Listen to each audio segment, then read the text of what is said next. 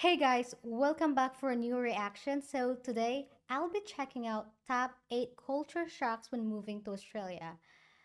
I've been so curious to see what this video is all about because I've been wanting to go to Australia and I don't know what to expect. So I hope this video will help me. So let's check this out. Right, let's give this a go. So you've heard about the deadly animals, scorching sun, impossible isolation. What was the other one?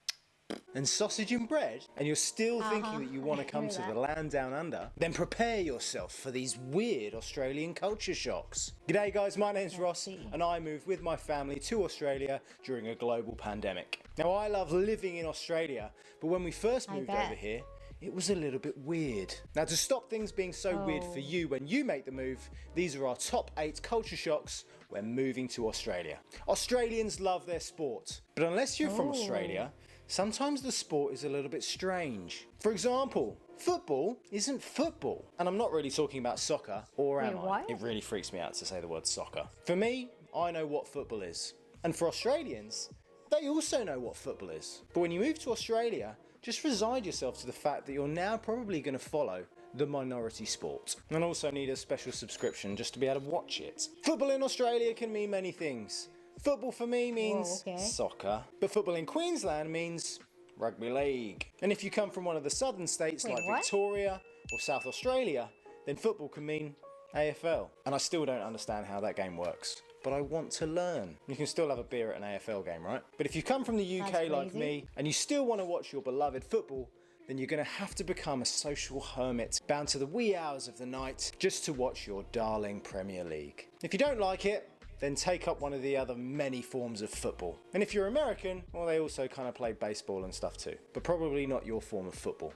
Be like too hot in all the pads and stuff. Or imagine getting a crazy to know spider that. in your helmet. The second shock that we had coming from the antisocial rest of the world is the fact that in Australia, people are actually friendly to you. I mean, don't get me wrong, like, people are friendly in other parts of the world. But Australians are kind of like this weird level of friendly. People greet you on the street. Really? Neighbours come up to your house and welcome you to the neighbourhood. People actually offer you help. Now for me, being the antisocial nice. hermit that I am watching my Premier League, people being friendly to me was a little bit weird and it just took a little bit of getting used to. But when it happens to you in Australia, it really does make you realise how nice the world can be. Now hey, you're going to think to yourself, people around the world are nice, and lots of them are. And you normally notice it when you're on holiday. Maybe it's the weather that makes people happier. Because I can tell you that the dreary Maybe. darkness of winter kind of makes people the opposite. To be honest, this is one of the best culture shocks of Australia. Calling all social recluses out there. If you move to Australia, it's going to make you a better person. No one wants your social awkward. That would be so nice because I've always wanted to live in a neighborhood that is so friendly and positive. I just want to be away from all the negative people. And it's so nice to know that they are very friendly. Or unfriendly banter. Australians are genuinely friendly, unless they don't like you. But there's no beating around the bush. Okay. It's totally straight. Now, coming from the northern hemisphere on the other side of the world, having a cold Christmas becomes a rite of passage. But here, cold Christmases? Cold Christmas. Welcome to the heat, my friend. Christmas in summer. It's hot. Really hot. If you don't have aircon, you're gonna struggle. It's not dark. You and your family aren't just confined to one room watching each other open presents you probably didn't even want. Wishing that the TV was on so that you wouldn't have to make awkward conversation with family members who you hardly ever see apart from the festive time. Wondering to yourself, is it too early to start drinking yet? The fact is that with Christmas in Australia, you get to take all of the good bits of Christmas, like presents That's good. and spending time with family that you actually want to spend time with, and then add all the good things of summer, like going to the beach, spending time in the pool, having a barbecue in the sunshine. Don't hang on to your old traditions of Christmas, like your roast turkey with all of the trimmings. I mean, do hang on to them, but don't whinge that you're doing it in the heat. Have a barbecue instead. Savour the wonder that is a potato bake. Why did we not have these in England? Or if we did, I never had one. They're gorgeous. Make new traditions and embrace the fact that Christmas in summer is now your new life. Now, coming from Cosmopolitan. It's always nice to have a hot Christmas because having a cold Christmas is just not nice. Well, I like the snow and Christmas Day, but other than that, I hate it already. I just want the snow to be gone. Cold sucks.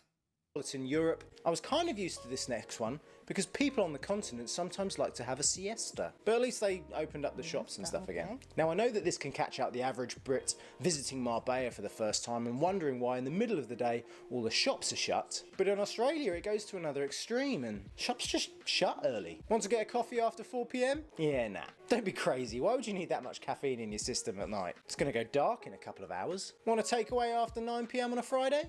Well, you better live in the city centre. Ain't no one going to work after 9 p.m. in the burbs. You crazy? Unless you're in the major cities, things in Australia are rarely 24 hours.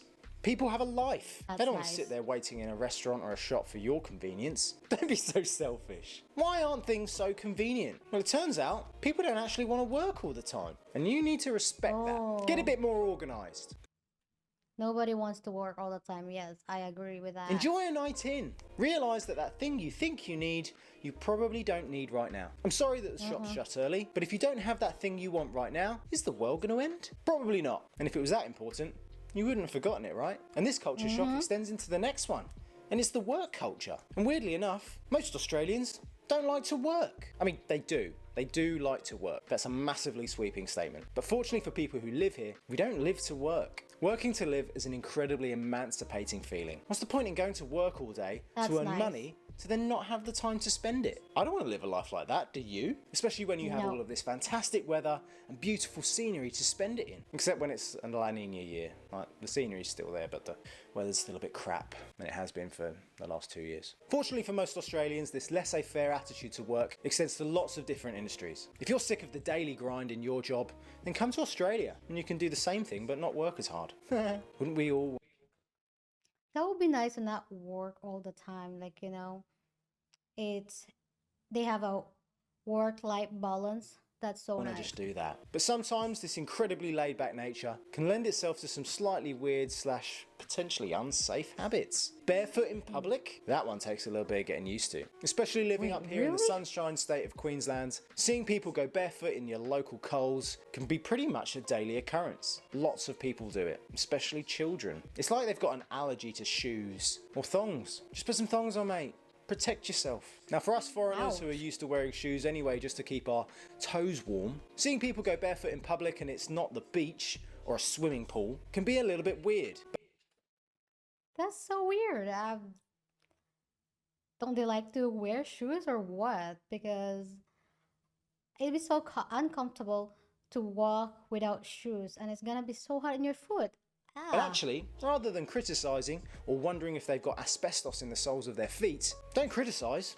Join them. Everyone talks about that feeling where you can spread your toes in the sand and how liberating it can be. Well, just go barefoot in public, mate. You get that feeling all the time. Except when it's the middle of summer and you step on that black tarmac. Maybe put your thongs on then. Now, if you thought going barefoot in public was rather informal or slightly offensive, then wait until the average Australian speaks to you. Don't get me wrong, most of them are educated, eloquent individuals. But the average Aussie does love a swear. They even do it on the radio. The first time I heard shit on the radio in the morning, I was wondering if my driving was okay or if someone was shouting at me in traffic. No, it was the person on the radio. I've even heard them drop the odd wanker, which can be wholly confusing to some of the people watching this that don't even know what Really? is. They can say wanker on the radio, yet I'm cursey enough to bleep wanker on my videos. What a beautiful country we live in. Now don't get me wrong, they don't go for the hardcore stuff like or bugger. Wait, bugger isn't really that bad, is it? Oh, I've buggered this up. But most Australians will drop the C-bomb at you as a term of endearment. How's it going? I know that for lots of people when they watch Game of Thrones, dropping the C-bomb was a big taboo. And if you don't like that word, sorry, Australia might not be for you. Because in Australia, lots of people like to swear and everyone's so you better get used to it. I don't think I've ever used that many bleeps in a video before.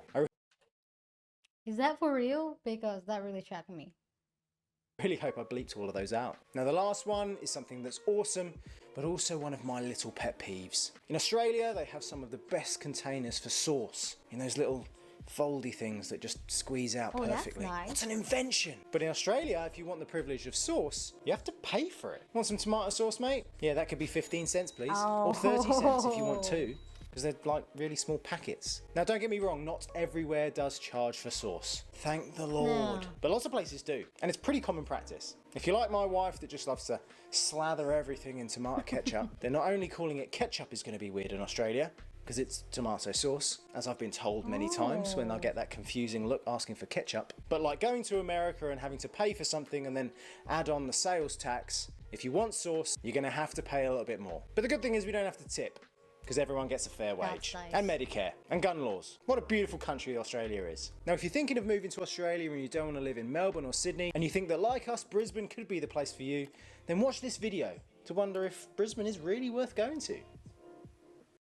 It's always nice to not be able to tip, because in the US, you have to tip at least 20% or 15% when you eat out. So that's really nice to hear that. And it's just so unbelievable to see people walking in public barefoot. And it's nice to know that they have a work-life balance. It's always nice to see a video like this, because now I have more knowledge and now I know what to expect when I visit Australia one day. But yeah, if you guys like this video, please like and subscribe and comment down below what else should I react to next time, and I'll see you guys next time. Bye.